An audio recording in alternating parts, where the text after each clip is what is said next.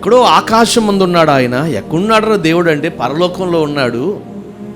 ఎక్కడున్నాడురా అంటే ఎక్కడో ఉన్నాడు ఆయన అని అనుకుంటున్న ఈ లోకంకి, ఎక్కడున్నాడురా దేవుడు అంటే గుళ్ళో ఉన్నాడు, బళ్ళో ఉన్నాడు, ఇలా ఎన్నెన్నో. కానీ ప్రభు అంటారు, నేను ఎక్కడో ఉండేవాడిని కాదు, స్వయంగా వచ్చి నేను మీతోనే ఉండేవాడిని. చెప్తారా గట్టిగా? మనం ఆరాధించే యేసుక్రీస్తు కొరకు మనం ఎక్కడికెక్కడికో వెళ్ళాల్సిన అవసరం లేదు. యేసు అని నువ్వు ఎరిగిన తర్వాత ఆయన ఎక్కడుంటాడు? ఆకాశంలోనా, సముద్రంలోనా, లేకపోతే పలానా చోట ఎక్కడుంటాడు ఆయన? స్వయంగా ఆయన చెప్పాడు. ఏమనంటే, నేను ఎక్కడో ఉండే దేవుడిని కాదు, నేను మీతోనే ఉండే దేవుడిని అని చెప్పాడు ఆయన. మరి ఈరోజు ఈ వాక్యం ఉంటున్న మీ జీవితంలో దేవుడు ఎక్కడున్నాడు? సరే ఇలా చెప్పరు కానీ నాతో చెప్పండి, యేసయ్య నాతోనే ఉన్నాడు. కాస్త బిగ్గరగా చెప్పండి.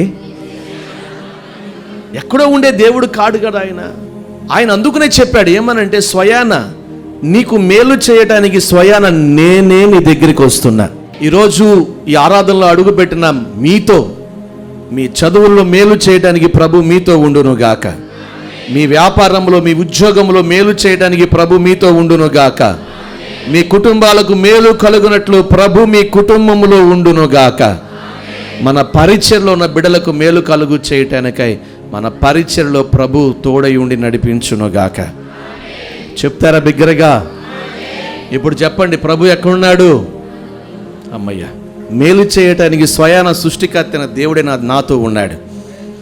ఈ మాట మీ హృదయంలో ప్రభు స్థిరపరచునుగాక.